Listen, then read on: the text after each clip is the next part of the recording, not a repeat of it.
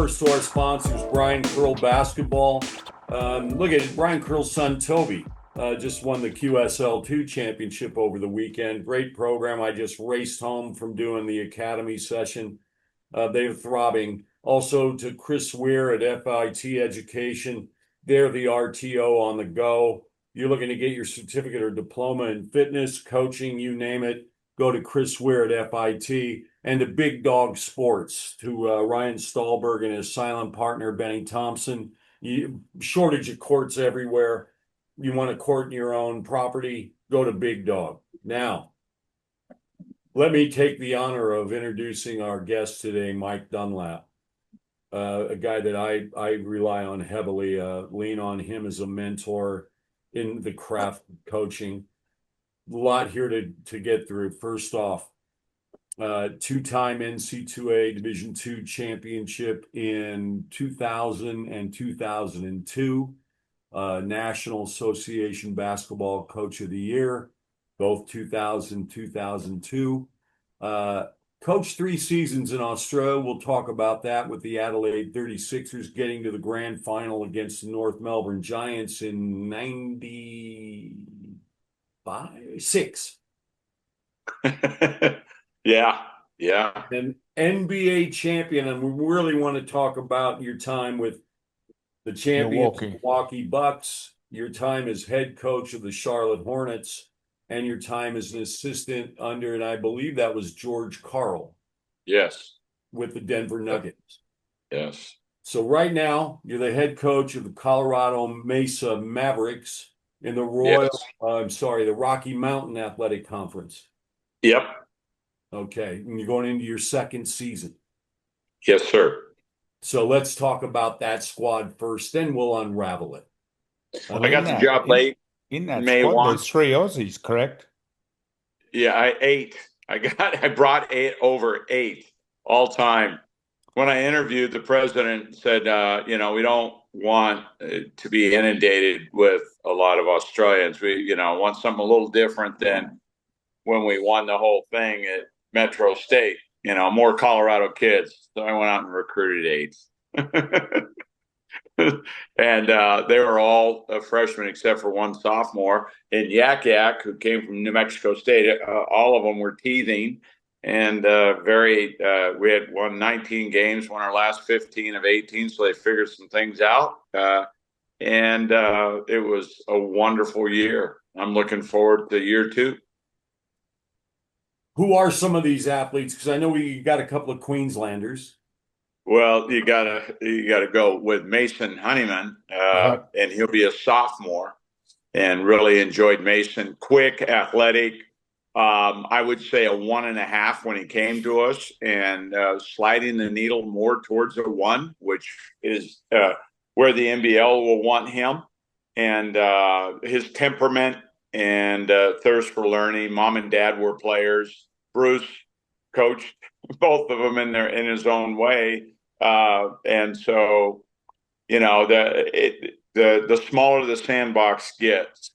And then we got JP, who came from Townsville up above, actually, Cairns, and he is something special.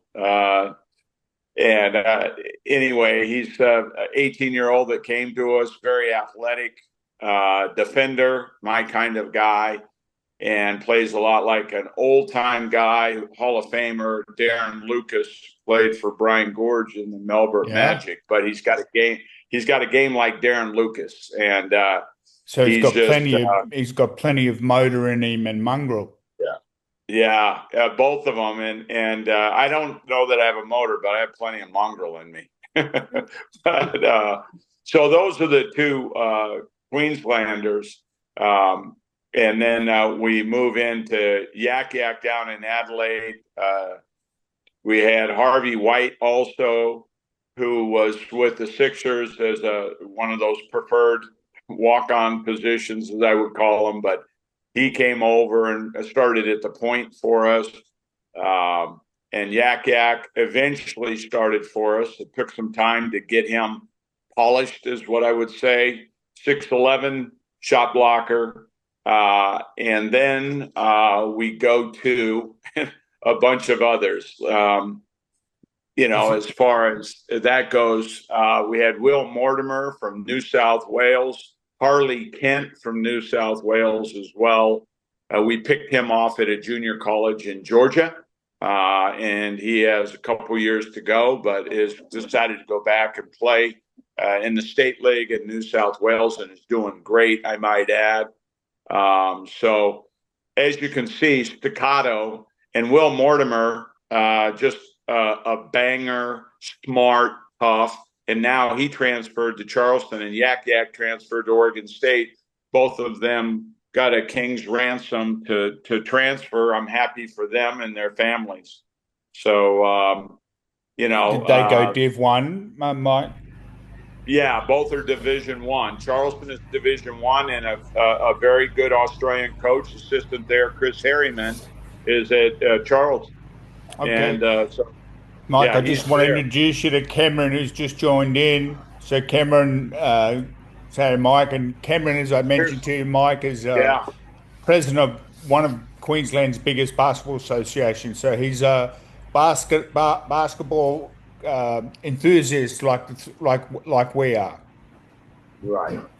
Not as tragic, I hope, Mark. I'm glad you're here, and welcome.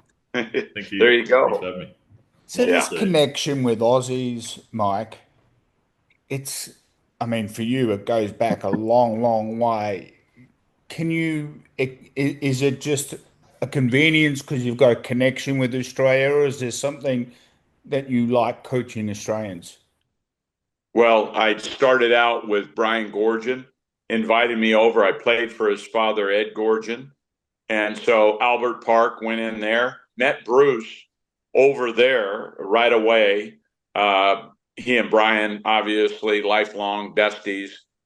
And so that introduced me to the culture. The true culture is when you go down to Albert Park, that was the granddaddy of all granddaddies.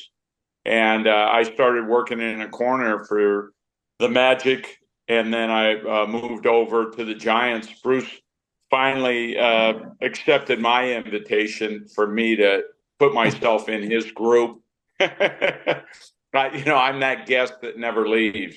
But anyway, the connection to Australia didn't take me very long to recognize talent, desire, determination, and also a shout out to the Australian coaches. They hosted me, welcomed me, exchange of information, whether it was Lindsay Gaze or all those people. Bevo, I knew Bevo way before he took off. Damon Cotter, same thing. It goes on and on. Ian Stacker was very hospitable. The Institute, Barry Barnes, getting up in there and being a guest of his, and then started working with the national program, of course, when Brian took it. And I thought I was coming over for vacation, and the only thing he did is put me in a basket and put me to work. But no, in all seriousness, the other thing I realized is there was this vacuum from 18 to 22 years old. Not that there weren't programs, but it didn't quite at that time give the Australian the same competition. I'll put it that way. The coaching is good, but the competition probably wasn't there for the 18 to 22-year-old. He was going to sit somewhere and probably have to play at a lower level than his talented warranted. But they needed to be polished. So whether it was Mark Worthington, Luke Kendall, David Barlow, Lee Barlow, it just goes on and on with very talented Australians that came across and played for us. I think I saw Don Shipway would have been another one, right? Didn't he help? Wasn't he instrumental in getting you? Well, that was when I shifted gears and you're right. And when I shifted gears and got the Adelaide 36ers, Don hosted me.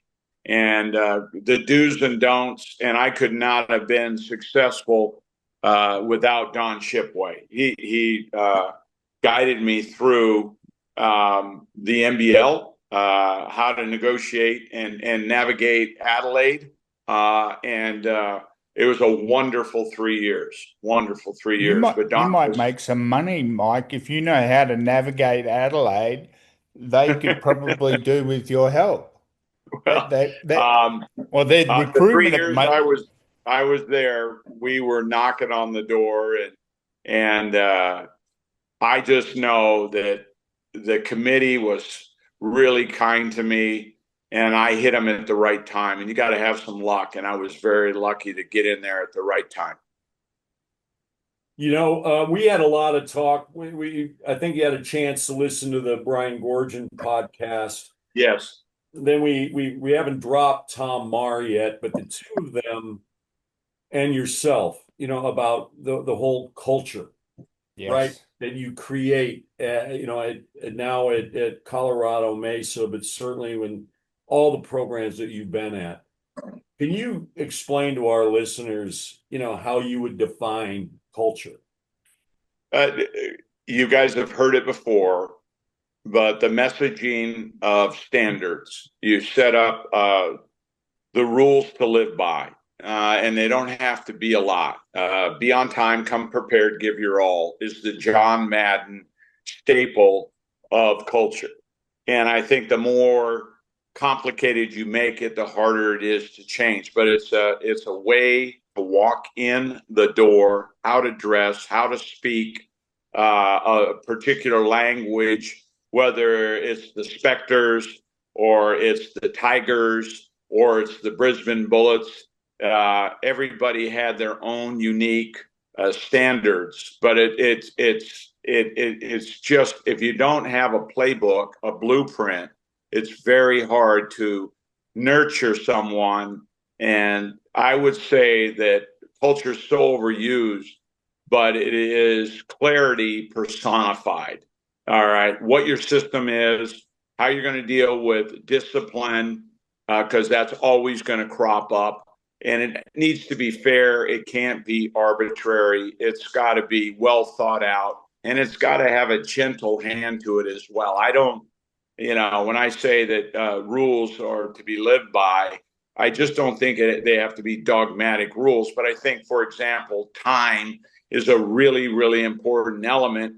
And ultimately, somebody's going to mess around with that to see if you believe in what you believe in. And one of the best caretakers of culture that I've ever been around is Pat Riley. Obviously, Brian Gorgian personifies that as well. You did too, Bruce. I mean, it was a well-run organization. And the minute I walked into the Giants, guard forward work, here are the chunks, 5 and 10 minute drills, and then it connected to a way of playing, acting, speaking, and every footy club wants it. Every basketball team wants it. You can go into any elite coach and you can see that the arms are crossed, and the quieter the head coach is, the better the culture. It's an interesting concept, and we have been lucky to have both Sandy Brondello and Gorge on our pod, and listening to them talk about. I mean, the Opals have probably had a better handle of from the Tom Maher era. I mean, I think the Boomers always had something, but that's really ramped up in later years. But the Opals have had it for many years. It's just interesting to see all these great coaches, and you're right, it doesn't have to be complicated. That it's doable at any level, really, isn't it? Like you can bring some element of time, for example, even with kids. Now, obviously, they can get stuck in traffic and all this sort of stuff, but you can still apply this at the junior level, don't you? Do you think, Mike? Yes, absolutely. And like I said, is that it's a rule of thumb means that you use common sense. I mean, there are going to be some times where people are late. These things happen, as they say, but you need to have money in the piggy bank. In other words, behavior is nothing more than habits. And if a young man or a young lady is showing that they're putting money in the piggy bank, that means that they have a consistent behavior. And what you find frequently, those that are late have other things that crop up. So the dots align themselves one way or the other. And the worst thing that a coach can do with his or her culture is be passive aggressive. You have to be consistent. Whatever that is, it has to be well thought out, because you're going to be tested every which way but loose. If you have 3 rules, they're going to test all 3 rules. And like I said, is that follow through is everything. Whether you're a parent, a teacher, or a coach, follow through is everything. So if you say that there's something that you're going to adhere by, everybody's at the dinner table at a certain time, and there is no give on that. And I think that's really, really important. But at the same time, let's have some laughter at the dinner table, and enjoy each other. So once you get into the building and you get a little bit of organization going, then I think it's to be enjoyed. Learning should be fun. Yeah, Mike, that's a really good point. The NBA experience. Everybody runs a different program. We had a conversation privately. We were talking about Bill Bano when he was with Toronto. So let's start with your first time. That would have been Denver, correct? Yes, I was with George Karl and company. So how did George set up you're allowed, 3 assistants on the bench, and then how many behind the bench? So at that time, they had a little more on the bench, believe it or not. It just depends on where you sat. But nonetheless, is behind the bench was after I left the Nuggets and went back to college, where that, I mushroomed as far as that goes. Because Tim Gergovich, the human whisperer, probably the single best assistant coach that's ever graced the hardwood. He and Ron Adams are mentioned in the same breath. But nonetheless, he was part of that staff. But with George Karl and his culture, our culture, the Nuggets, we had some hard to probably not, deal with people in terms of if you had a heavy hand. Coach didn't have a heavy hand. He had simple rules, and he enforced those rules, but he understood that whether it was Kenyon Martin or it was Nene Hilario or it was Carmelo Anthony or Allen Iverson, all those guys were a part of that team, that a heavy hand would not have worked. And also his coach was an up-tempo coach. So there was a lot of freedom as long as you played incredibly hard within coach's system.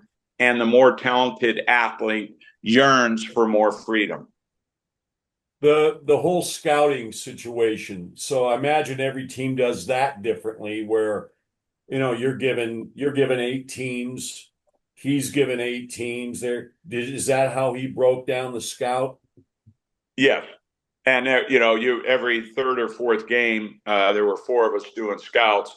You had your team. I had no idea, and I think your listeners will find this to be interesting, is analytically whether Kenyon was ready to go that game or injured or not, or AI, you were evaluated on your scouts, win or lose, and then they worked back from there. But at the end of the year, the general manager calls you in for an exit interview and gives you your numbers. And I was like, wow. So really? At the end of the year, that win's yours or that loss is yours if you're the scout, for sure. Really? So, Oh, yeah. That's crazy. Oh, yeah. Right. That's a little bit of heat on you as well, because considering, I understand you've had some input, but you haven't had a lot of control of what's happening with the subs, what's happening on the floor, out on the actual game. No. It's, case Sarah.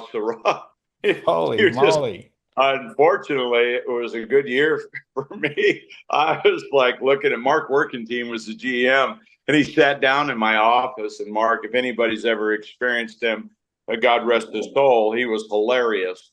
But he crossed his legs, and he knew me since I was 21. So he crossed his legs, and he said, "You done good, boy. You done good. Let's talk about your scouts." And I went, What are you talking about, Mark? And he said, "Hey, well, here are your wins and losses." And I went, oh my God, But anyway, it put you on notice, and you just wanted to do a great job, and that wasn't the only determiner whether you were going to feed the family or not. Wow. So after Denver, let's get the chronological order right. You went to Arizona, Yes, I went as the associate head coach with Lute Olson. right? And then how long? Because Lute ended up having a few. He got sick and then had to resign before we started the year. We ended up going to the Sweet 16 with Jordan Hill, Chase Budinger, and a guy named Nick Wise at the point guard, the big three. And it was a marvelous year. Everybody thought that we weren't going to make the NCAA. And then when we did, we were going to get our ass kicked and the whole thing. And that's not what happened. And it was a marvelous year. We kind of gave a present to them, and then they showed us the door because they wanted Sean Miller, and so they hired Sean, and yours truly was looking for a job. But then it went from there. You went with Steve Levin. I went to Oregon. Ernie Kent. And anyway, I went in the door knowing that we had to win 20. We won 17 that year, and the door was a revolving door, and I had a little duffel bag that says, "You're out of here." yeah. So but they I was, Division too, right? 2 and sailing along in my own little sandbox. I go to the Nuggets, and that was like dealing with Formula One, and I was in the pit crew changing tires, and then all of a sudden, I was out with a cardboard sign on my chest. And after that, was it St. John's with Levin? Yeah. And that's another thing. You go in there to be the associate head coach, but Levin Yes. had to help you. Yeah, and we went to the NCAAs with a team that was under 500 and whipped them into shape. Lav did a wonderful job. The thing about Steve Lavin that is the best I've ever been around on confidence. And he could, if he weren't in basketball, he'd be in the movies. Good looking guy, really knows how to find that center spot in a player and get them to believe that they're Godzilla. But I just think, anyway, we ended up ripping and roaring, had a wonderful year. And when you're good in New York, the restaurants are good, the beer flows, it's beautiful. Yeah, all right. I even had a couple waitresses calling me daddy. Rightfully so, Mike. All right, so that was what, 2 years with St. John's before you go to Charlotte? Yeah, you're zigging and you're zagging. They're the career path is undulates. Yeah, but I mean, that's for people listening. I mean, both you, Bruce, Gorge, that we've had on, you're career coaches. So part of being career coaches, it's like very rare. There's not too many coaches that get to stay in one place for very long periods of time. No. And I wanted to, my thing was I went to Charlotte because we had a guy named Mo Harkless, who ended up being a lottery pick for Charlotte. But nonetheless, not Charlotte, but he was a lottery pick. But nonetheless, their management team watched me coach that team because Lav had prostate cancer, and he was healing up from the surgery and decided to take the season off. So nonetheless, the bottom line for me was I think growth is high risk. And I think that, you don't always have to move to learn. But I was the maverick in that, no pun intended, but the big waves were attracted to me. I wanted to coach in the Big East. I had a dream of coaching in the NBA. I was from Fairbanks, Alaska. There's Hooterville, and then -2 is Fairbanks, Alaska. All right, just figure that out. But nonetheless, and so I just, my zig and my zag was saying yes to a lot of opportunities. But I figured that growth comes whether you succeed or failure through putting yourself in harm's way as much as possible. And, going to the NBL was the same thing. I mean, that's a real punt. I was happy at a Division III school. We were rocking and rolling, and I went to Adelaide. And, people would say, "What are you doing?" And it was the best move I ever made. I loved Adelaide. I loved the NBL, and I learned a lot. So that's Cal Lutheran. What's that? The Division III school, that's Cal Lutheran? Yeah, it was Cal Lutheran. I got my first opportunity, Bruce, at 30 at Cal Lutheran. I was a Division I coach at USC and Iowa and LMU.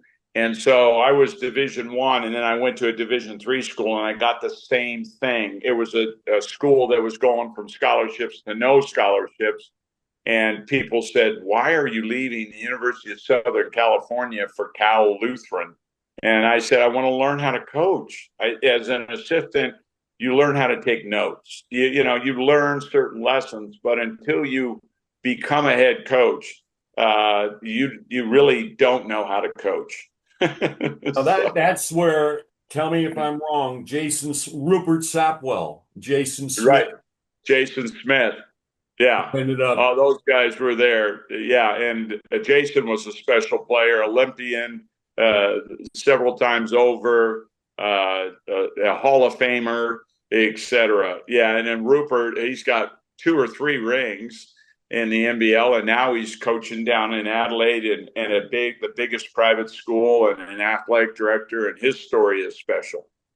We'll have to get him on, Stevie boy. Yeah. He will. Is that? I mean, that's Jason. There was the 2 of them, wasn't? And the brothers. Darren. Which one? Yeah.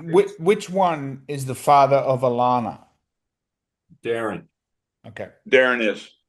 Yeah, and I watched them play when they played at 15, and they came in and spanked a very good team, Thousand Oaks High School, by a guy named Ed Chevalier. Can't forget that name. It sounds like a champagne.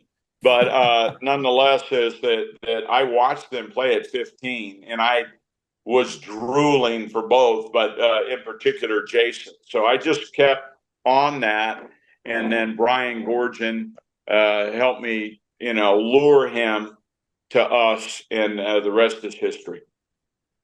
Now, I want to do a pivot, as is the name. Now you're the There we go. Reverse you pivot. are good at that, Bruce.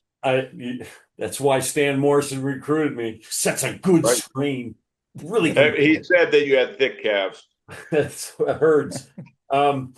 Now you go and you get the head coaching job at Charlotte. How much did you take from Denver, that experience, as far as, delegating responsibilities to your assistants? I don't think I did enough delegation, but I did some, obviously. Brian Winters was associate head coach, and he'd been a head coach in the NBA. And Rick Brunson was there, and then others. But nonetheless, and then Steven Silas was a very experienced coach and knew Charlotte backwards and forwards. He was a holdover, and he was wonderful, really, really good. And then it went on to be the head coach of the Rockets for a bit. But and I did use a lot from Coach Carl and being around Gerg and all of that. But going from college to pros, one is you're not going to get a great job. You're not going to get that job unless you are on that bench and sit there for 10 years. You're not going to get picked.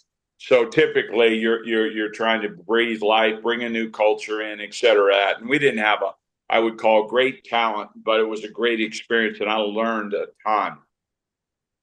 Is that Rick Brunson who played in Australia? Yes, and he played for me in Adelaide. Yeah, and had a really good year. And then his son is at Lakers, at the New York. Yeah. Uh-huh. Yeah. He's Jalen's father. Wow. Yeah. Because Jalen's got some game.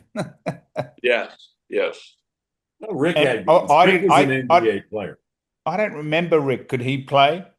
Yes, he had 9 one-year contracts. So he was a guy who had to work incredibly hard to stay in the NBA, but he was more than serviceable.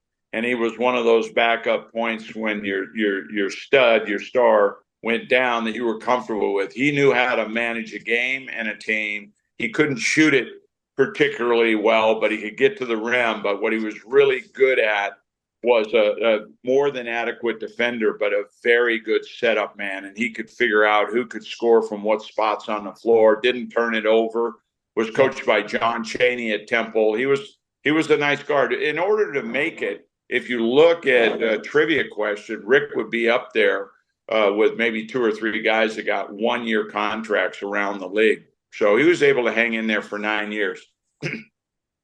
Very, very cool.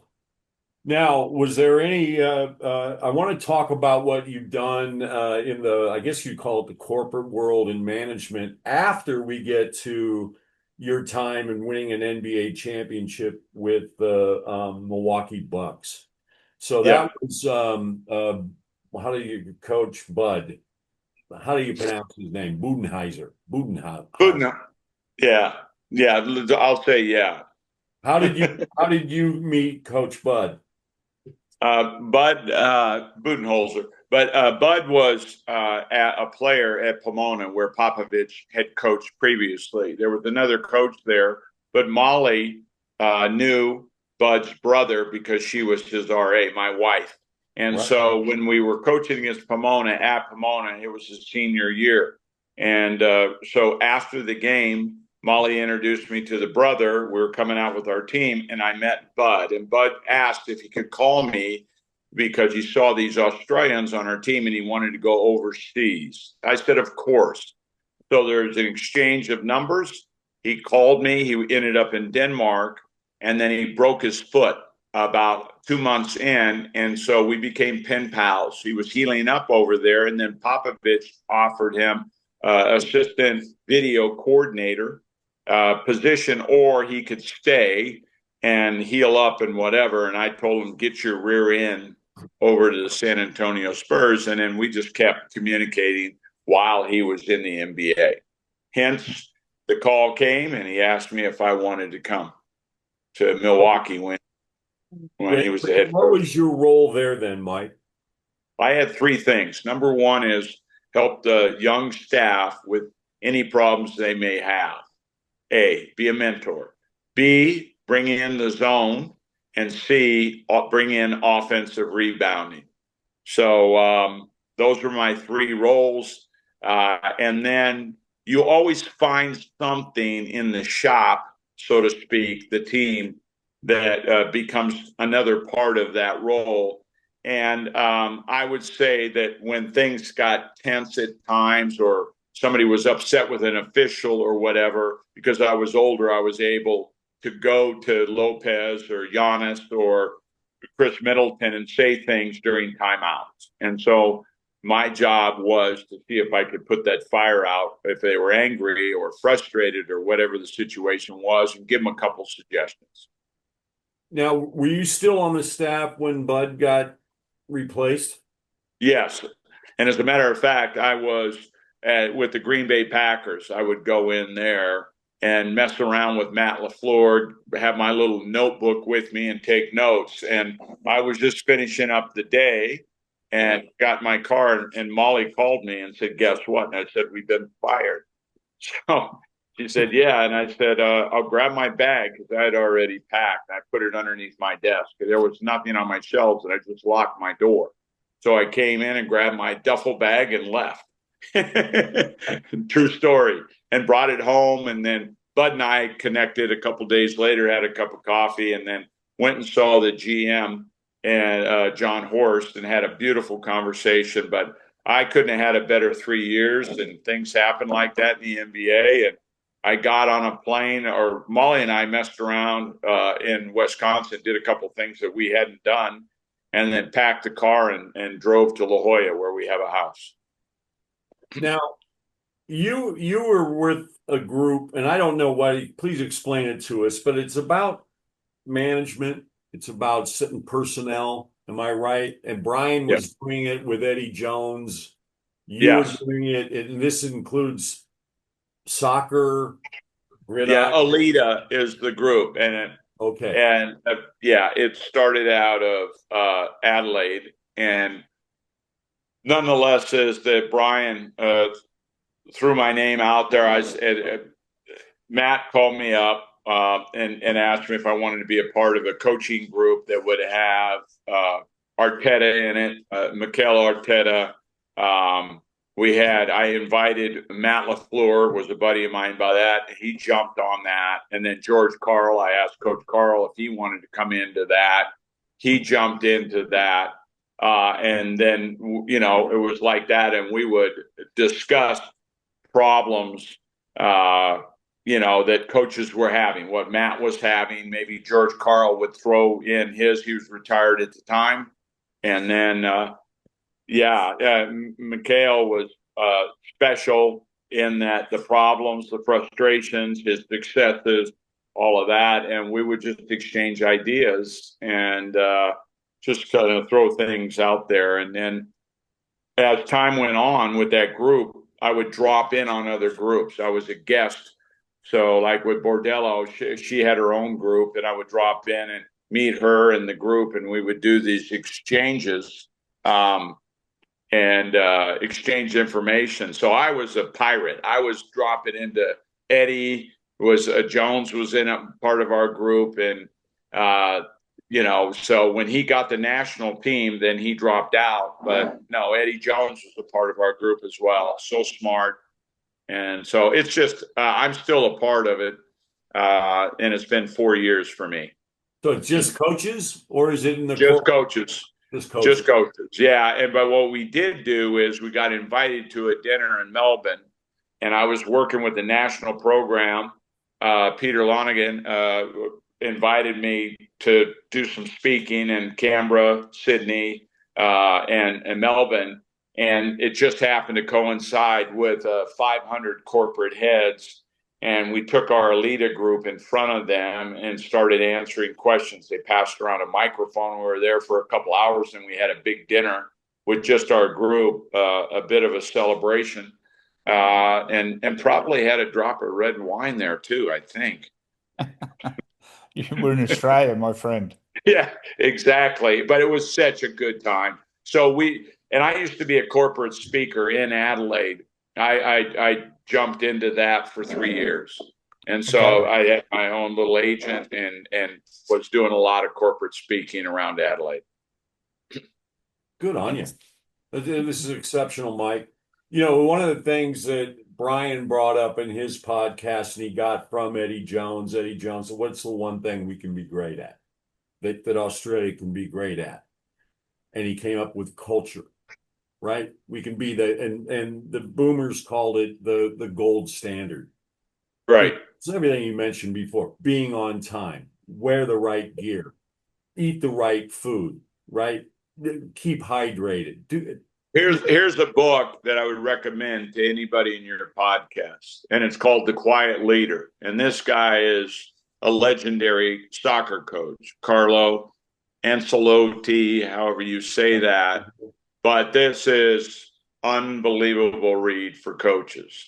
But nonetheless, my point is that Eddie Jones, gold standard, the national program, lifelong learners, coffee shops, ear hustling.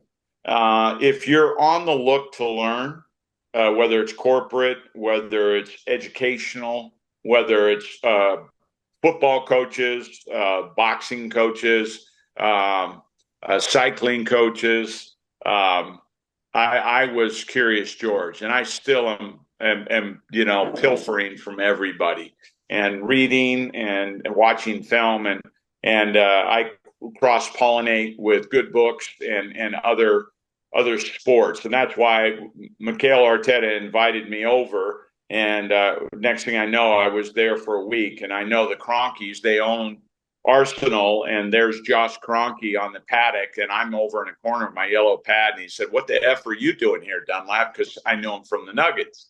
And I said, "I'm learning, man." He said, "Let's go to lunch. Let's go to lunch." And so, just crazy things happen, and had a great week with Arteta, and like I said, is that I go see Matt LaFleur, and I go everywhere and anywhere to watch coaches coach. So the message there really is there's no secrets, is there? Really, like there's a bucket load of information out there. People go find what works for you, but here you are, in your youth now. That's a little bit of a joke there, Mike, but that's Australian humor. But at where No, I you are, mean, you're still. my kids are punishing me on that joke right there. I mean, God dang, I get a towel that they hand me when I walk in the door to the house, and this is for the drool, Dad. I was like, come on, guys, ease up. But no, But you're yes, still learning, I get is my point. yes, You don't stop. no. And what happens when I don't care, as you age, you have empirically all these lessons, and you get more conservative. You have a trove, and you hold on to the lessons, and then you tell other people about what you've learned. And it's a mistake. Basically, if somebody asks you for something, give it to them. But my point is that we think as we age, we get more and more conservative with knowledge and the knowledge that we have, as opposed to A, sharing, and B, is being curious. And I'm a big why person, why this, why that, and want to know about things. Whether, like I said, I want to know about what the barista, what her day is like, and how she can be more efficient. What did you learn? What was one thing that you learned about efficiency? And I'll get her talking about, how she sets her system up, and I'm just curious by nature, but I just think that as you age, you got to be really careful to think that you know it all. That's a key mistake. And a lot of people, the other thing is energy. A lot of older coaches don't get up off their ass and do field studies. I fly everywhere. I went into Singapore last year, brought Molly, and I was part of a week-long symposium, spoke at it, but also I was in the audience and listening to other speakers. And I did that for a week, and, and had a notebook full and had a great time, blah, blah, blah. But I'll go anywhere in this world to watch a good coach coach. Can I pick your brain? Steve and I have this discussion frequently. We asked this question of Boy Gorge. We're looking at talent. What is it? How do you evaluate? Let's go by position. Brian kind of said, no, mate, we're going more in this positionless basketball. If I'm looking at a point guard, what do I want? Your point guard's your quarterback. And if a point guard is a poor decision maker, dash the statistics of turning the ball over versus assist, analytically it'd be 3-1. Now it's pushing towards 4-1.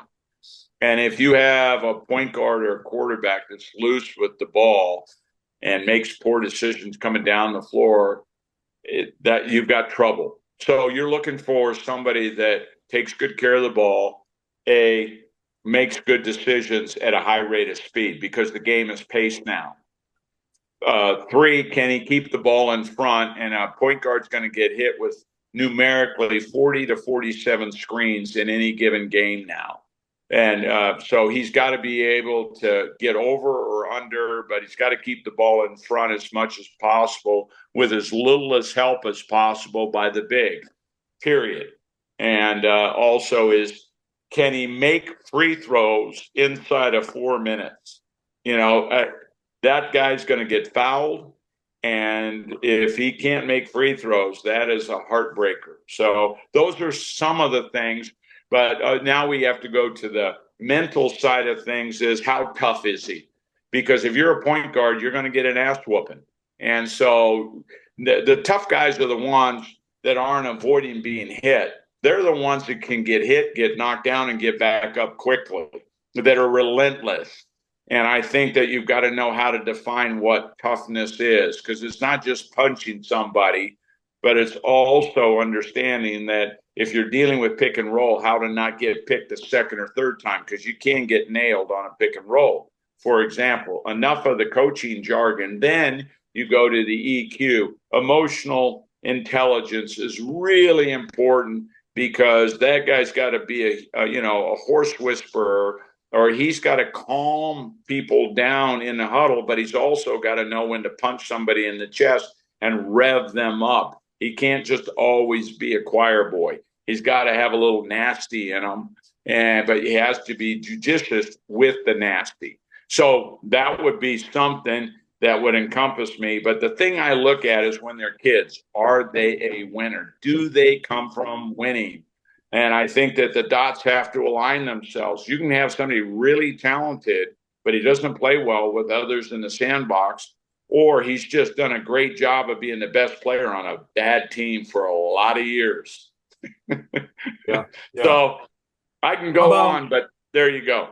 Are the 2 and 3 positions your wings? Is that identical, or is there something you want more from, let's say, your 2 than your 3? I would take identical, and that means shooting. All right. And then defensively, can they keep their hands up and contest? Because the way the game's gone, those guys are long. All right. And if you're going to go with 2 shorter players at the 1 and the 2, because the game has evolved, you're going to see taller and taller people playing those wings. They've got to have uncanny quickness. So they can be 6'1" and 6'1", if you will, or 5'10" and 6'3". But those guys got to have some athleticism. You can't just be a grinder and have 2 of those guys and expect to win a championship. That doesn't happen that way. Example given, back to wings. When we got Kane Oakley, all right, and he came in, I moved him from the 4 to the 3. He's 6'8", but he has 7'2" arms.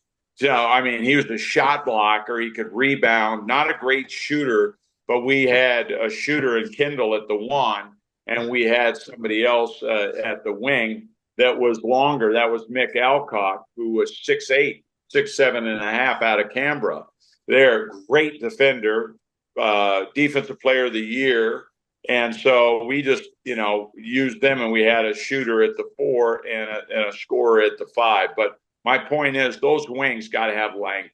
And if they're not tall in stature, they got to have long arms and long hands. Like there's a different way proportionally to look at a player. But if they can't shoot, you're going to suffer mightily unless they've got an extraordinary talent. And like I said, it's almost impossible, Bruce, to keep a guy on the bench that's a shot blocker. I mean, that changes the game. He makes up for a lot of mistakes. So like Kane Oakley couldn't shoot it particularly well. He was a very good shooter from the elbows, but boy, was he a great shot blocker. So we could afford to use him as a starter. Well, we used him a lot, and obviously it moved him into a starting role as a 3 at 6'8" with 7'2" arms.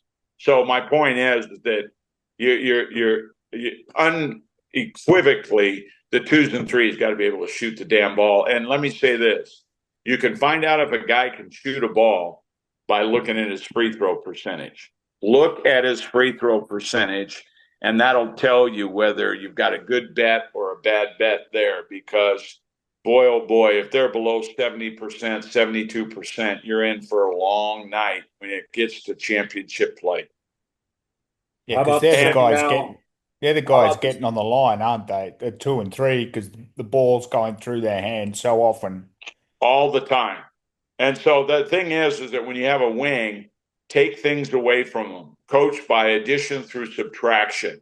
So if the wings are having trouble with feeding the post, or their turnovers are a little bit high, it's not that they have to be a great passer. It's just that either one cannot be a walking turnover. And a turnover is a bad shot. Remember that. When you take a bad shot, you're turning the ball over. When you miss the free throw, that's a half a turnover. When you miss 2, that's a full turnover. So this thing about turnovers has a deeper meaning to it, but your wings cannot be a walking, running turnover. So if that's the problem, then take things away. A lot of times coaches say, well, this kid isn't this, he isn't that. Well, just start taking things away. But maybe he is very special. She is very special, but you're asking them to do too much. But they fit because they're both nice wings. So it just depends. Let's talk the 4 and 5 position now. Do you see those as being identical like the 2 and 3, or does one need a different skill package than the other? Typically, if you go around and you ask 10 basketball coaches, they want the 4 to be a stretch 4, a guy who can ding the 3 on the trail or make threes in the corner, that kind of thing. Whereas your 5 can be a great screener, roll with speed to the tip of the rim, rebound your position, and protect the rim if you're going to go traditional. But the way the game is moving, you get penalized if either guy can't shoot the ball, But a lot of times we don't have the luxury of having great size or it's not a deal breaker, but it sure helps if your 4 can make the 3. And then also can he play in the pick and roll? There are 2 types of pick and roll players, basically, in scheme. One is he's got bad feet, so you got to play out of a drop and have him guard elbow to elbow, block to block, tip of the rim. But the paint is his if he's bad there with his feet. But if that 4 has quick feet, then you can play him up in a hedge. You can play him with a flat show, or we call it a contact show. You can play him in a blitz, and it goes on as far as schemes go with the pick and roll. But and it also is, you have to remember, the 4s, their rebounding is declining over the last 10 years because they are playing out there shooting threes. Exactly. So you just have to kind of understand the analytics of that. It'd be wonderful if the 5 can shoot it, make his free throws. Again, I'll say that's a big deal. But if the 5 can't, it's the most important thing you can say to him is don't shoot the 3. In other words, a guy that can play the 5 but doesn't shoot the 3, is willing to set on balls and then know his job is worth gold.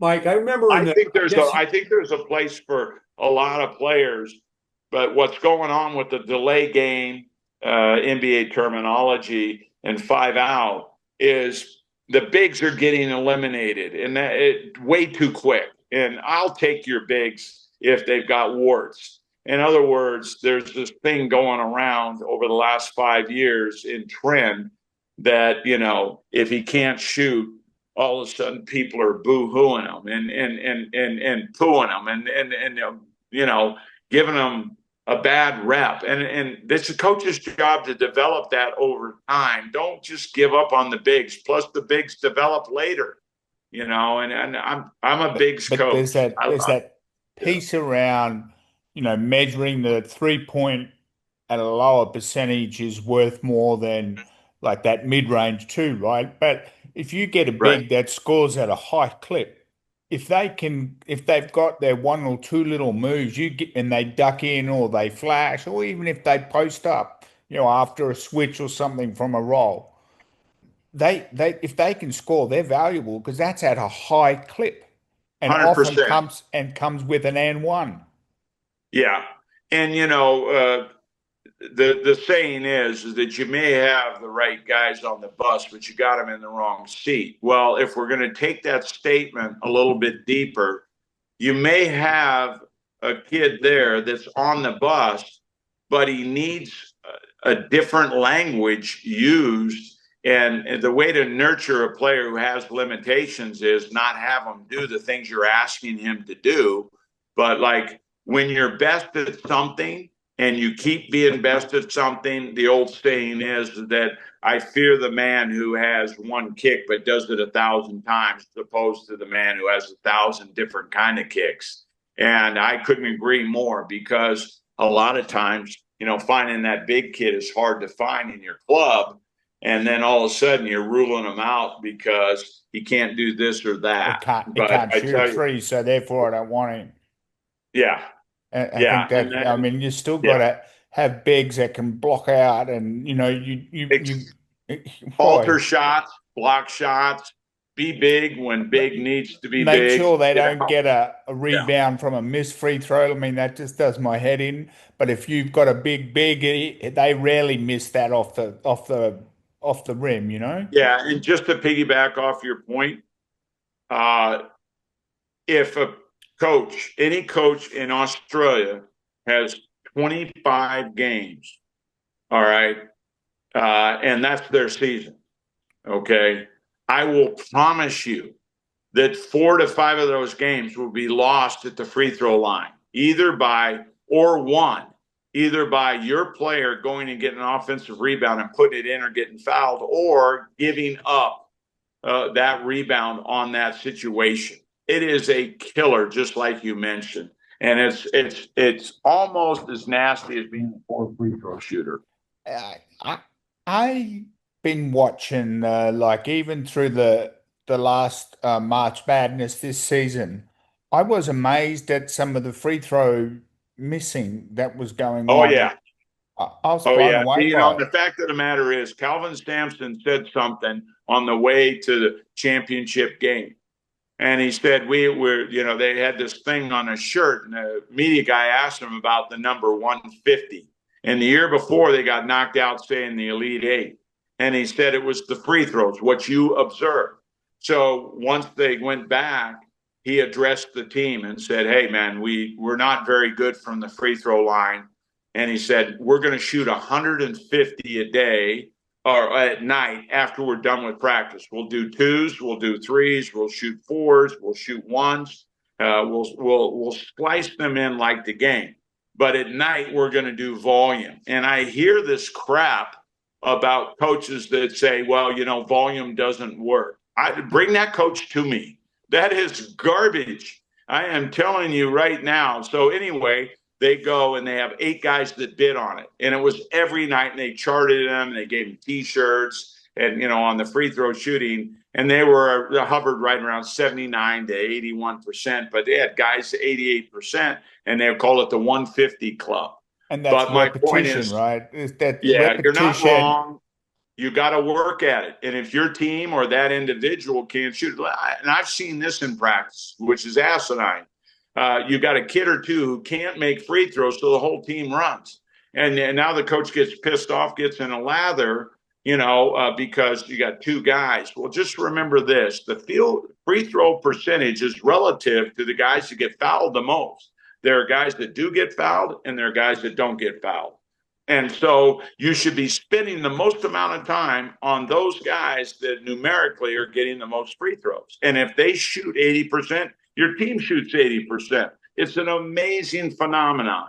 And so that's where Coach Gorgon, Brian Gorgon, Bruce Palmer, they would say, street sense, horse sense, common sense, like, hey, apply the numerics in a common sense way. But back to the free throw shooting, I'm with you. We work really hard.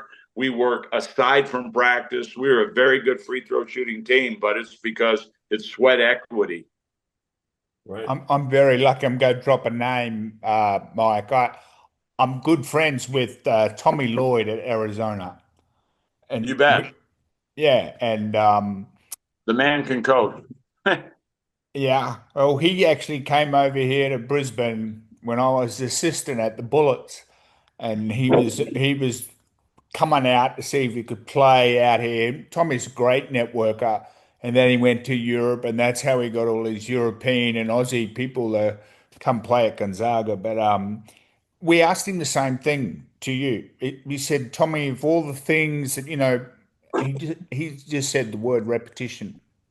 Is if they don't want to get their reps up, and you and I know that you can't get your reps up by going to practice. It's outside of practice, reps at game speed. No, and then there are 5 laws of learning. John Wood: 1, tell them; 2, show them; 3, have them show you; 4, correct the demonstration of what they just did. Do it in slow motion. Number 5, Lord and Master, repetition. And then add time and score so it's interesting. Example given: you're going to shoot from the free throw line, you get 2 points. You run, you get the rebound, and you put the ball back in as a layup. All right? Then you go back to the free throw line and you run, and you have time and score. And so you get 2 points. And now you have 6 baskets, 4 baskets, 2, and you have them competing. You watch the kids, the laughter, the focus, the interest level. So my point is that back to repetition. Repetition doesn't mean boredom. Repetition just means you're going to emphasize it. You're going to just hammer away. Just so you guys know, I'm scrolling here because some guys are trying to come in on my screen, and that was Matt Wadewitz, and it's Wadwitz. And how the hell you really enunciate that is beyond me. But he is the guy who got me involved. He's the granddaddy of Alita from down in Adelaide. But anyway, getting back to repetition as Lord and Master, it doesn't have to be grueling or whatever. It just means you're going to work a lot at it. Or as George Carl would say, trick them. Mike, you got to trick them. And I go, what do you mean by tricking them? He said, hey, sometimes you got to get them to do things 3 times in a different day, but sometimes you have to feed them a steak afterwards. And I said, well, how about feeding them a steak before? But my point is that repetition, your point is, Coach Lloyd's, it is part of greatness, and time spent. And if you're not willing to dedicate and sacrifice a quid pro quo, free time for the thing that you want to get, you'll never get there. You know. I don't know if you're seeing it in the States, but in here, and I'm a fan of, if kids are out there with the ball in their hand, and I'm not a massive fan of the AA because they just run up and play, and there's not much coaching going on, but that's still okay. They're playing the game, but you still have to do something away from the court, like the great players are doing stuff. Yeah. Bruce and I joked, I did a little session the other day with my nephew's mate, and I said to his dad, does he have a hoop? And he goes, oh, we live in an apartment hanging over the river, over the ocean. And I guess he's going to be a lifesaver then, because he ain't going to be a basketballer. Right. No question about it. And Coach Gorgon, Papa, I worked for him for 5 years, played for him, obviously, but nonetheless, is that he said playing 3-on-3 full court because you have space and you can't hide in 3-on-3. And then you take the dribble away from the players, you're going to find out who can play and who can't. And so you want to expose your players so you can learn about them. John Wooden said for the first 2 weeks, it was really important for him to scrimmage his team, and then he would limit the scrimmaging from that point forward in terms of 5-on-5. I asked him why. And he said, because I want to find out what they can do and what they can't do. And then when you're playing AAU ball, it's a bit of a black eye on AAU ball, but there's some great AAU coaches. Let me say that on this podcast. But nonetheless, as you take it from that, you see what the challenges are for your son or daughter, and then you play them, and you work on a skill, and then you play 1-on-1, 2-on-2, 3-on-3. And let the game be fun for them, because balling, the joy of the game has been stripped by a lot of coaches, quite frankly, because they're video savvy, they're drill savvy, but they're really not watching the body language. And the joy of the game is to ball 3-on-3, 2-on-2, 1-on-1. I mean, get out in the driveway, like you said, or get to a gym. And instead of going 5-on-5 or being drill happy all the time, let's just give them a concept on 3-on-3. All right, we're going to go with side pick and rolls, swing the ball one time, and then it's live. Let me see that in slow motion. Good play. And give me another. And man, oh man, the development of a player is twice as fast as if you think you're going to do that by just drilling or just playing 5-on-5, because everybody needs to remember that if you got 10 players on the floor and there's never a substitution, and now you do the math of how much that ball is going to be in your hands, most of the time, some people will say 4 minutes. It's going to be 2 minutes or less that you're actually going to touch the basketball. So you can do all that work, but there are these things that are common sense within the game. And 3-on-3, 2-on-2, and 1-on-1 teaches you how to play without the ball. And Yeah. Mike, I remember, I don't know if it was at Cal Lu or if you were at Metro State at the time, but all that preseason when they're playing ones, twos, threes, fours, you're keeping who wins. Is that right? Do you still do that? Yes. Yeah, and we're getting ready. Our guys are coming in, and we start school on August 18th. And day one, we're going to play 3-on-3 and then chart and then move the players around. And then when we have our review before we start our first official practice, quote unquote, I'll call each guy in and say, this is what you did well, da da da. But I'm going to give them their wins and losses over the course of 30 days. And so they'll have, 140 wins and 72 losses. Then I rank them, because what happens when you do that mathematically, you always find a kid who doesn't look particularly sexy, but he's a winner. Winning. He's a winner. He's a chicken dinner. Good Aussie there, Michael. Good. Yeah, and I'll have a cold one. I'll have a redback on that. I'm going over to see John Riley. John's a good friend of ours as well. Yeah, John. John played for me. I went and stole him from Brisbane, baby. I brought him down to Adelaide. They were pissed off at me. He's in a big job in Perth, like the LSKD. LSKD, baby. Yeah, I was saving to ask you. Do you know what LSKD means? Dude, no. My daughter would. She works for him. It's called Loose Kid. Well, it's an Australian skateboard. Guy. Yeah, started here in Brisbane. Right, I met him. He's a stud. He employed my daughter. She works and opens up stores and is in charge of USA athletes for LSKD. That's fantastic. 4 years.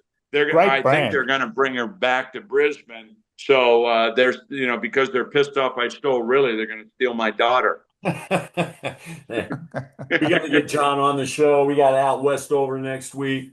Can I just finish off on the coaching piece? The other one that Bruce and I have had a lot of conversation about is because of the internet, and people can go Google basketball coaching and there's someone showing their wares. There's so much of it. There's so much on the available. And there's people so parents are like going, hey, I'm going to pay that guy. I saw him down in the park doing a really great drill and he's charging $50 an hour. And so the kids are going to these sessions, which is okay if they're good sessions, but it doesn't make up for like the one-on-one with your mates and down in the park and the 2-on-2. No. Does that make sense? And it seems like people are hanging their hat. And Bruce and I would love to see here in Queensland, because you'd like your level 1 or your level 2 coach, right? But anyone can go charge someone $50 an hour, and sometimes they've got 4 kids there paying $50 an hour. They're getting $200 an hour. Yes. And there's no accreditation. We would like to see it come from Queensland Basketball, but even a local association put up on their website, hey, here's these 20 coaches that have done a coach's course at our association, and we endorse them if you're going to pay money, right? Does that make are you having that issue as well? You're not wrong. So that's all I can say. It's going on over here too. Do you know what I mean? And all the names for all the dribbles, I can't keep up with them, Mike. Yeah. The pull back between your legs and look left and upright and elbow fake and shot. I go, what the fuck? Can't you just get to the basket as quick as you can? Yeah. No, you got no argument here. Mike, we're gonna tie this in a bow because I got to prepare my next session with Brisbane Grammar. I've got a great collection of future engineers. Bruce, I'm a little upset. I've lost to Brisbane Grammar about 3 or 4 times with you, and it's pissing me off. Hey, but I asked you this previously. We have our own website that my son's up from Melbourne now. We're getting that tied in, but we have a coach's corner. And I asked you if you're comfortable with your 1-1-3 zone that you put out when you were at Denver Metro, and you're doing it on a blackboard. You have chalk and a slate, but it's great. I mean, I used it. We had a good colleague of yours. Actually, he came to be your assistant. Was Dave Claxton? Yes, love Dave. Love Dave. He was our last lifelong one. friend. We did him last Lifelong Thursday. friend. The clacker is the best. He's a great man. Yep.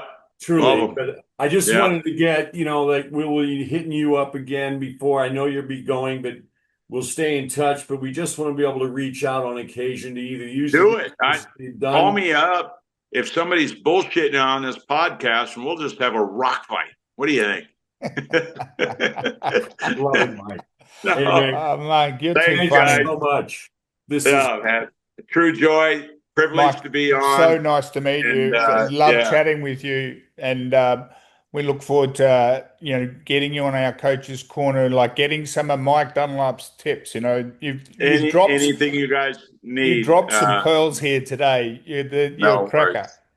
All right, and you guys, lovely job, and then take care. And then Bruce, I'll talk to you soon. Keep taking care of yourself, Bruce. See you, Bubs. I'm on. All right. Thank you so much. Thanks, Mike.